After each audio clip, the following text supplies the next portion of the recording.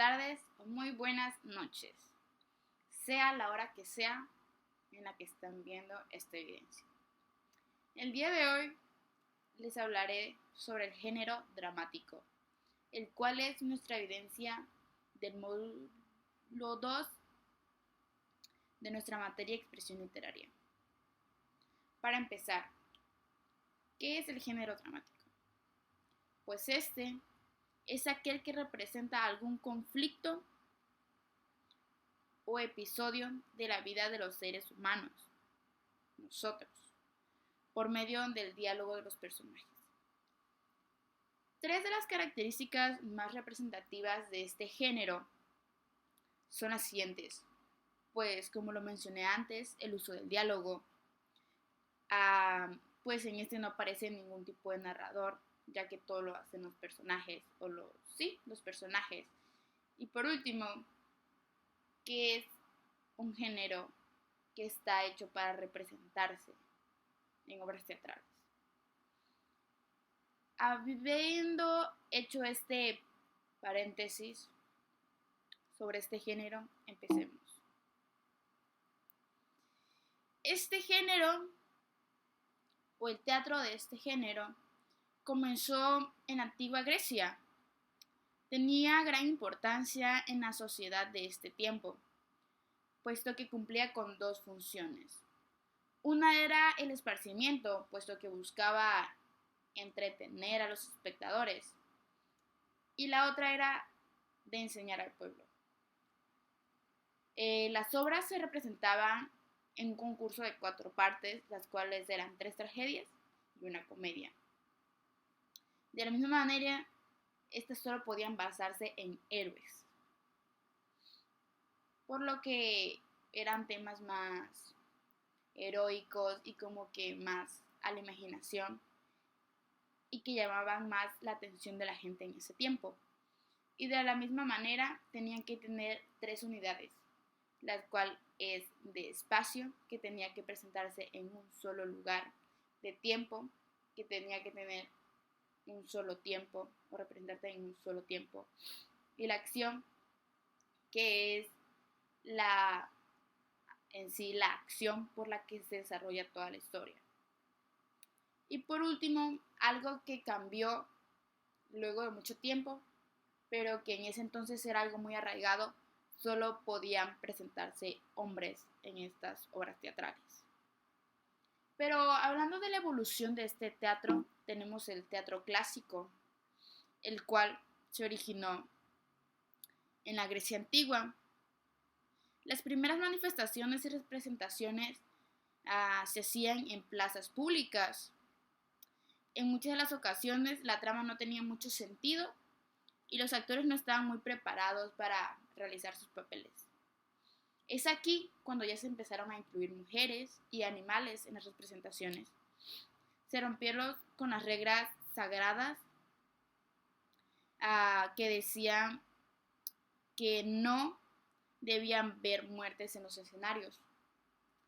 Otra era que ya empezaron a ver diferentes tipos de espectáculos, como los acróbatas, los mimos, los gladiadores, malabaristas, entre otros.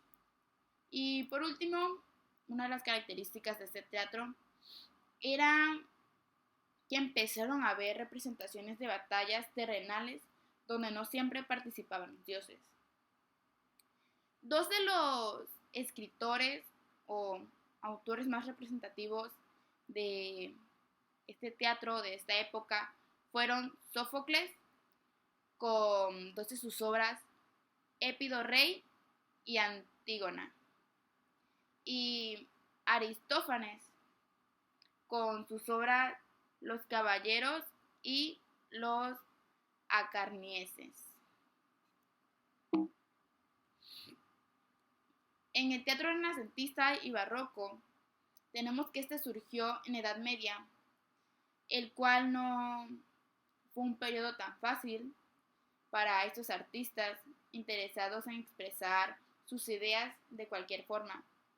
Pero durante el Renacimiento y el Barroco, el teatro volvió a cobrar fuerza. Esto fue en el siglo XVI y XVII. Las características más representativas de este teatro fueron que en las obras ya se podía identificar al hombre como el centro de atención en todos los conflictos y ya no se veía mucho a Dios o ya no se veía para nada. De la misma manera, la trama y la interacción entre los personajes era compleja, puesto que las intrigas, las dudas y la curiosidad resaltaban en las diferentes escenas que se llevaban a la práctica. Y las acciones podían durar días o semanas. Esto trajo como consecuencia la necesidad de innovar en los escenarios. Como aquí vemos, se rompió la unidad de tiempo, puesto que antiguamente solo se podía representar en un solo día y ahora ya podían durar días, horas, semanas. Y por último, este trato rompió con los esquemas aristotélicos propuestos por los griegos. Y dos de los autores más representativos de este teatro o de esta época, que aún tienen sus obras tienen mucha énfasis en nosotros, los adolescentes, y que sus obras aún perduran, son William Shakespeare con su obra Hamlet y Macbeth, y de la misma manera su obra más representativa, Romeo y Julieta, y no menos importante, el autor Lope de Vega con sus obras Las Ferias de Madrid y La Dragontea. Seguimos con el teatro neoclásico, el cual surgió en Francia a principios de los siglos XVII y XVIII. No fue un movimiento posterior al barroco o una consecuencia del mismo, sino que fue una corriente literaria que surgió a la par. O sea, no fue como que consecuencia, no fue si ellos ya hicieron esto, nosotros hacemos esto, no. Surgió a la par y pues con otras formas, o sea, características de este teatro. En ese teatro podemos identificar que predominaban las tres unidades clásicas del teatro. Aquí es donde ya volvemos como que al principio, a la unidad, que se respetaba la unidad de tiempo, acción y la unidad de las tres unidades. Y aquí utilizaban un lenguaje altamente tradicionalista. O sea, aquí, por ejemplo, no podía haber vulgaridades, no se podía expresar como quisieran, sino que un lenguaje tradicional y correcto. Los personajes aquí eran muy estereotipados. El malo siempre era malo, con muchos defectos, y el bueno siempre era bueno, con todas las virtudes que podrían existir. Y pues la última característica de este teatro fue que tenía un mensaje único que buscaba dejar una enseñanza. En sí, en eso se basaba toda la obra, en buscar dejar a la gente una enseñanza, al pueblo una enseñanza. Dos de los autores más representativos de este teatro fueron Racine, con dos de sus obras, La Tebaida y Andrómaca, y Corneille con Melita y La Viuda. Posteriormente tenemos el teatro moderno, algo ya más apegado al teatro de hoy en día, pero no el teatro que tenemos hoy en día. De esto voy a hablar un poco más adelante. Pues en este teatro no hace alusión al teatro, pues como dije, que tenemos hoy en día, sino a una corriente literaria que surgió a finales del siglo XIX en el continente europeo, o en Europa.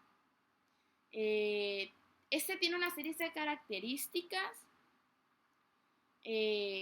pero estas que les voy a mencionar a continuación no son vistas como reglas, sino como elementos que pueden ayudar al teatro. En esta podemos ver que se eliminó el verso, puesto que como que avanzaron y pues ya se basó en la prosa. Los protagonistas de las obras ya era gente común y corriente con defectos y virtudes. O sea, ya no eran héroes ni dioses, ya era gente común que podía representar. Se eliminaron las divinidades y el destino trágico. Los problemas de los protagonistas eran causados por ellos mismos, ya no por otras personas, sino que ellos mismos causaban su propio destino, digámoslo así. Y por último, se trabajan situaciones de la psicología del hombre, o sea, de nosotros. Dos de los autores más representativos de esta época fueron August Strindberg con su obra Señorita Julia y Henrik Ibsen con La casa de la muñeca y Hedda Gabler. Ahora sí, para terminar con los teatros, tenemos el teatro del siglo XX, el cual es el teatro que tenemos hoy en día, el cual surgió entre las dos guerras. Y algunas de las características de este teatro fue que se caracterizó por manifestaciones vanguardistas. Y surgió como la inquietud de las personas por poder manifestarse, lo que sea muy complicado establecer sus características. Esto hace que a la gente querer esto hace más difícil establecer como características fijas de este teatro. Pero lo más importante es que buscaba expresar el sentimiento más profundo de la psicología de las personas. Es aquí donde podemos hablar que ella se enfocaba más en los pensamientos de los hombres o de nosotros, y buscaba más expresar los sentimientos de cada persona, o sea, lo que tenían las personas dentro. Y dos de los autores de esta época fueron George Clason con su obra de Phantom Lover y From Morning to Midnight, y Samuel Beckett con Los días felices y la última cinta de Krapp. Ahora seguimos con la estructura externa del teatro. Pues aquí podemos ver el acto, que pues en simples palabras es cuando cae el telón. Pues es el cambio de momento, de escenario y personajes que interactúan a lo largo de la obra.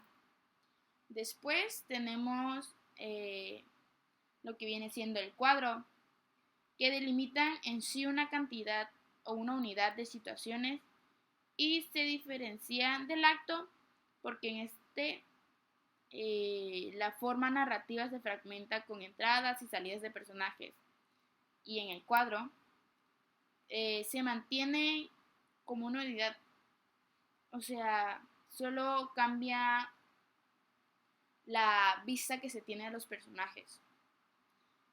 De ahí tenemos lo que es la escena, que es cuando los actores entran y salen, por lo que podemos decir que un actor puede entrar y salir varias veces. Y ya de ahí tenemos las acotaciones, que son las diferentes ideas sugeridas, sugerencias e indicaciones que da el autor de la obra, a menudo entre paréntesis. Por ejemplo, Mariana sale, con voz sollozante, Mariana dice esto. Esas son las acotaciones.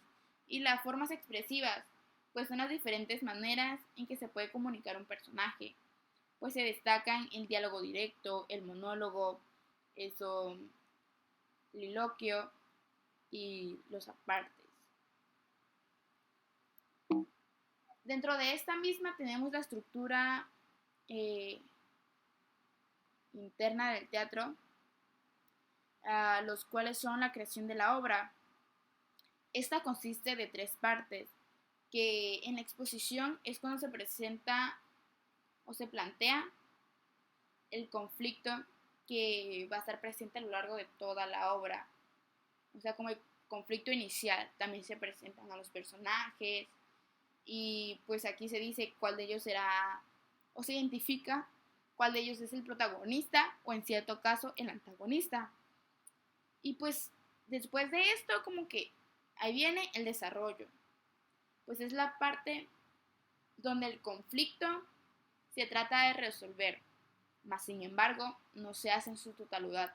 Es como que empiezan a darse cuenta de qué es lo que necesitan, cómo lo van a hacer, y es donde empiezan a tratar.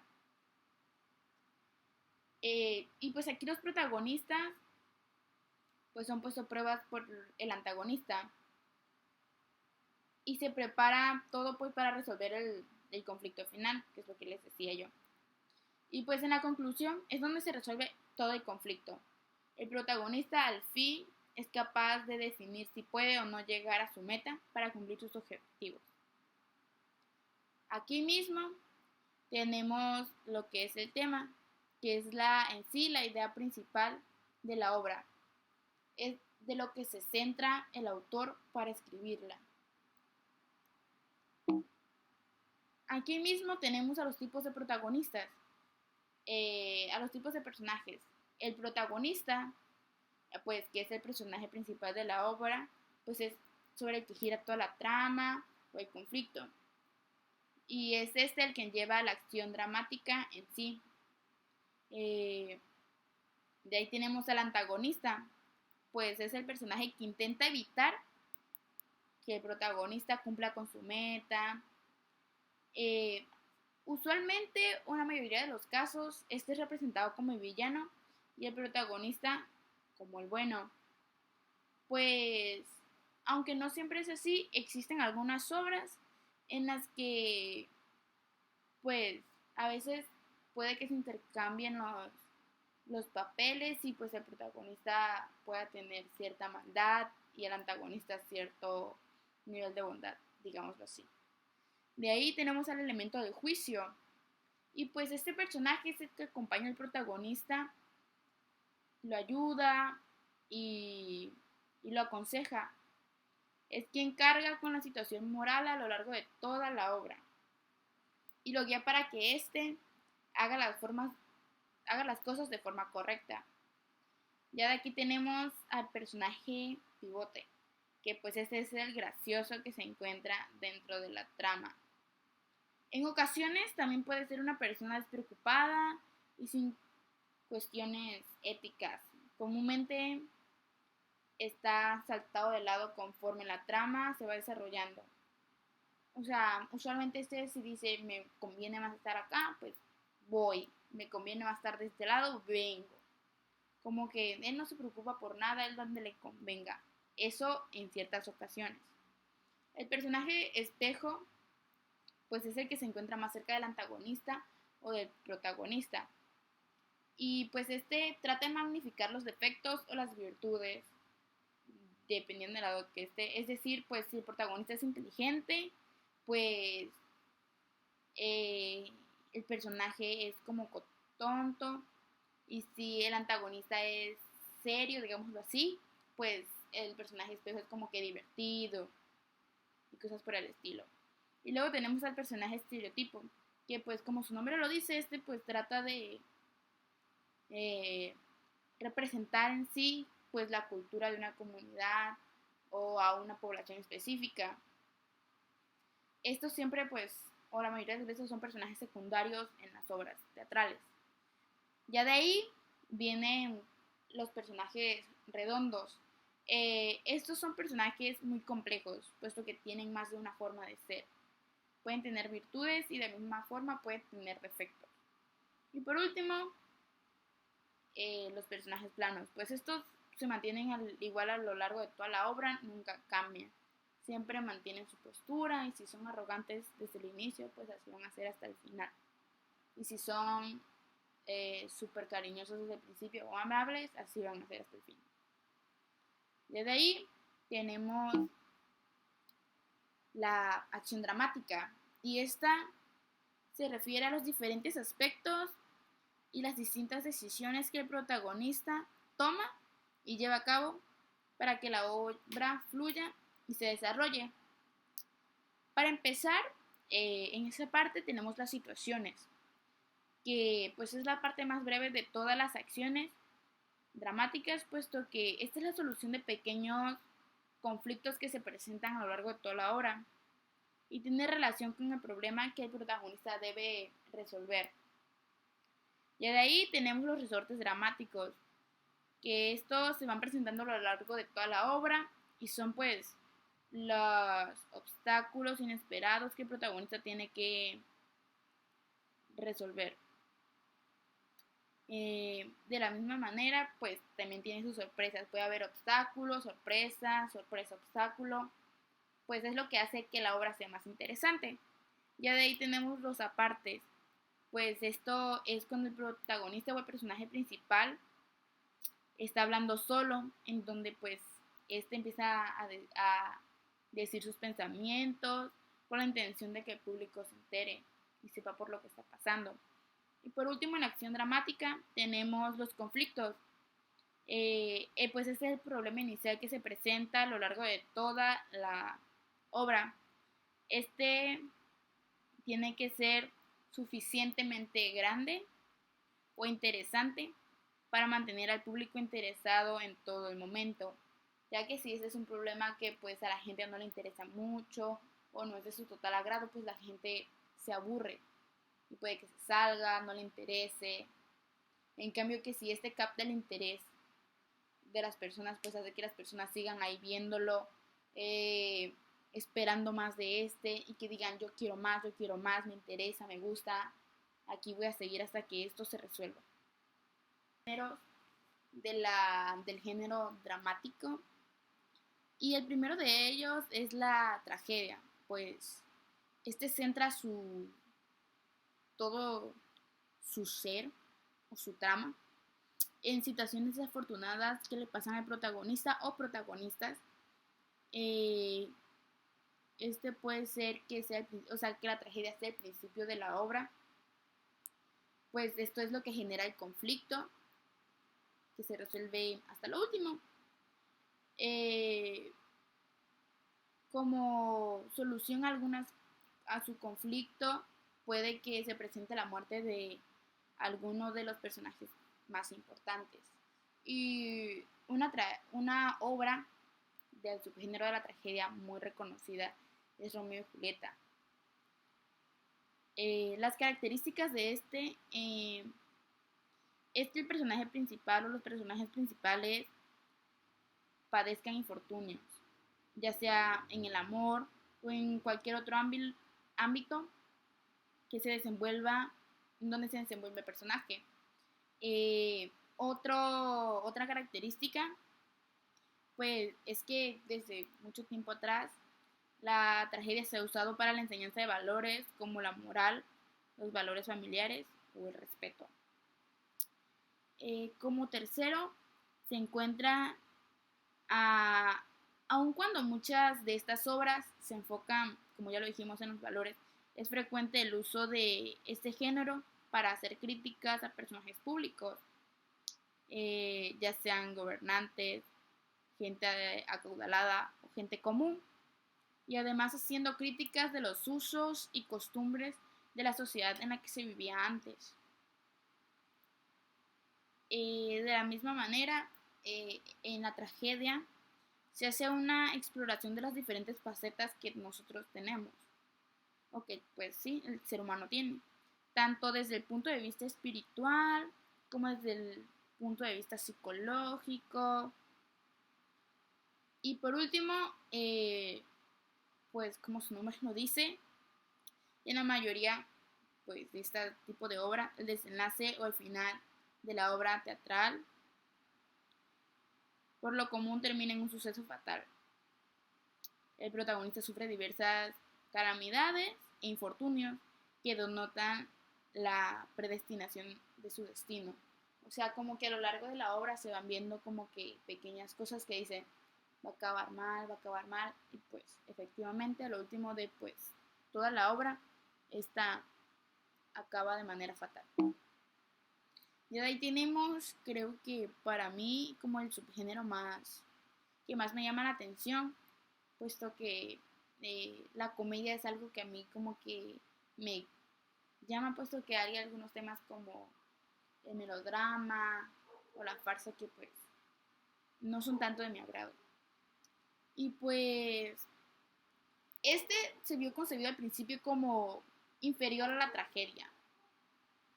Eh, pues esto era para los griegos, que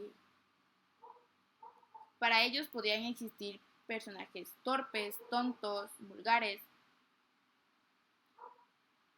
Para ellos existía la premisa de que solo las personas eh, tontas podían hacer reír al público. Y entre algunas de las características de este subgénero es que los personajes suelen ser simples o muy complicados, de acuerdo a lo que se quiera dar a entender en la obra, pero siempre se enfocan en personajes muy irónicos o erráticos. Esto es independiente a que exista cómicos serios que buscan o hablan de chistes. Como segunda característica, los protagonistas pueden variar ampliamente, a, sobre todo los antihéroes o incluso los malosos pueden ser los protagonistas. Aquí pues sí cambia, pues así aquí sí villanos pueden ser los que hagan como que todo fluya. Pues en este subgénero pueden existir los antagonistas, perdón, como a que estos no pueden existir. Las facetas de los cómicos son muchas. Prácticamente no tiene límites la comicidad aquí. Puede ser expresada por el protagonista, por el antagonista, pero siempre se puede encontrar aspectos como charlatanería o fanfarronería en cualquiera de los dos. Aquí no es que uno es bueno y uno es malo y cada quien va a hacer cosas de bueno y cada quien va a hacer cosas de malo. Aquí no es así.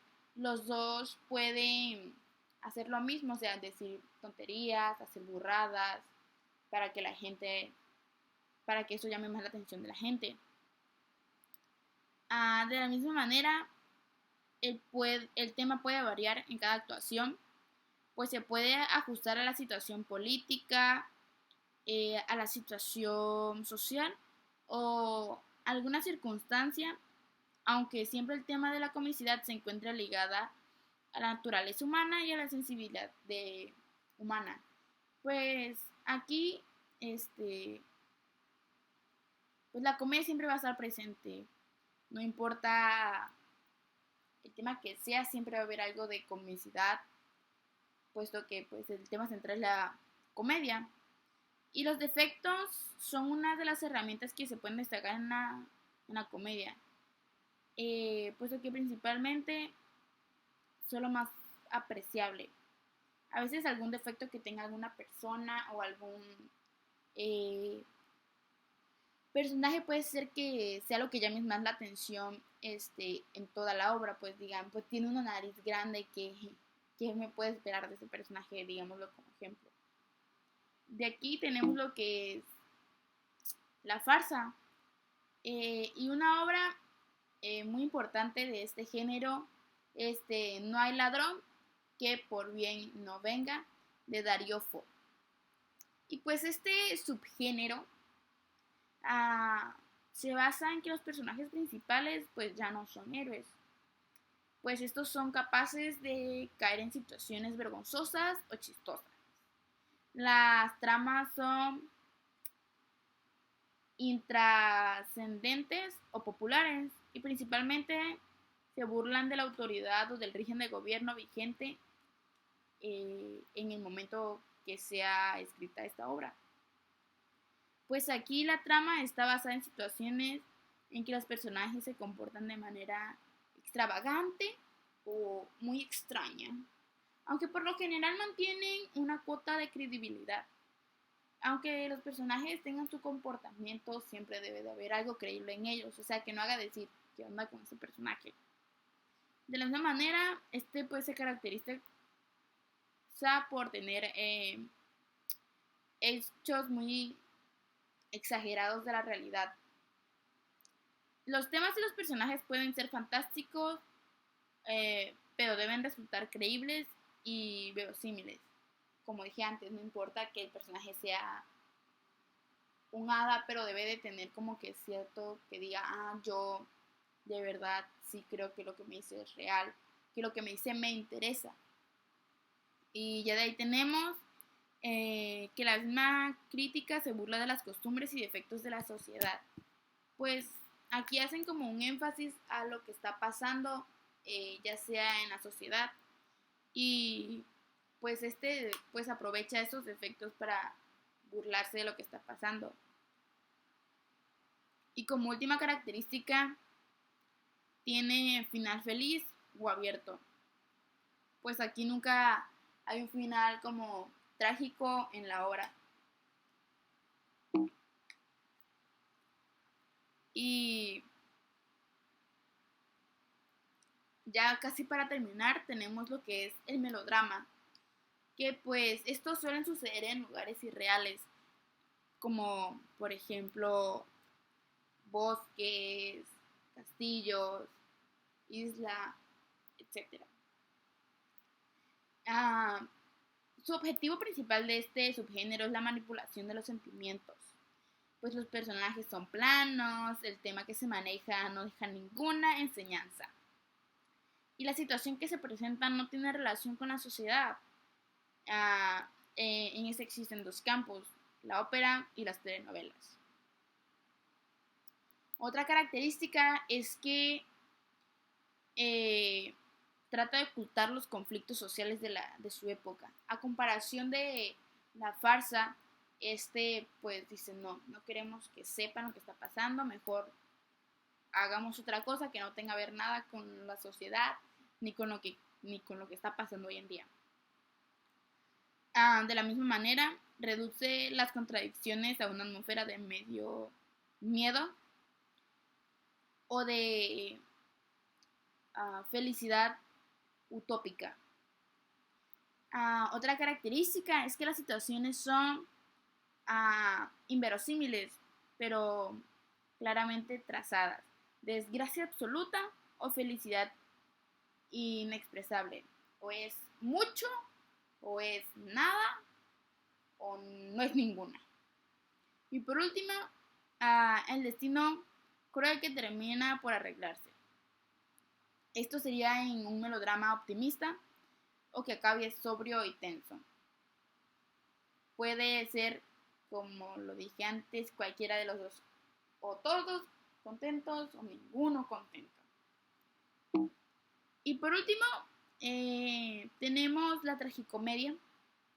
Y consiste en arrancar la hilaridad del público con situaciones grotescas o al menos de gran humor, o sea, o que hacen gracia. Pero cuando el público cae en la cuenta, cuando cae en sí, que esta presentación, que está presentando una comedia, el dramaturgo propone o da una vuelta a lo perturbador y terrible. Se mezclan, pues, creo que como que los dos elementos que para mí son el tipo de subgénero más interesante, que son la tragedia y la comedia. Características de este subgénero es que hay presencias de contradicciones humanas, por lo que suelen ser piezas bastante realistas, en la que los personajes y las situaciones muestran luces y sombras, sentimientos de alegría, tristeza, de entusiasmo y dolor. O sea, aquí se muestra en sí, digamos, lo que viene siendo un ser humano como cualquier otro. Aquí sí se expresa todo lo que él siente, muestra como que los mejores momentos, los peores momentos, que sería como lo que cualquier ser humano puede pasar. Aquí no muestra que uno siempre va a ser feliz o el otro siempre va a ser infeliz. Aquí pues ya no es así.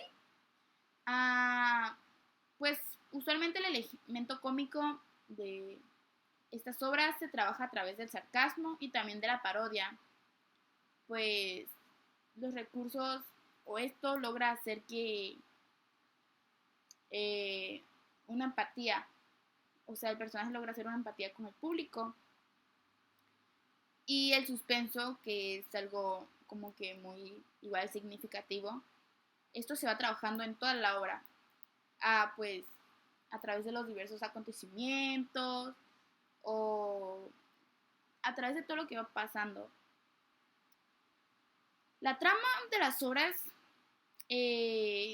trata sobre la historia de un personaje que está buscando algo, persigue un objetivo que puede ser asociado al amor, a la justicia o algún cambio en su vida. Y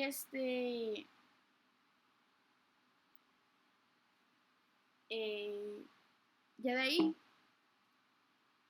tenemos la implementación de los diferentes recursos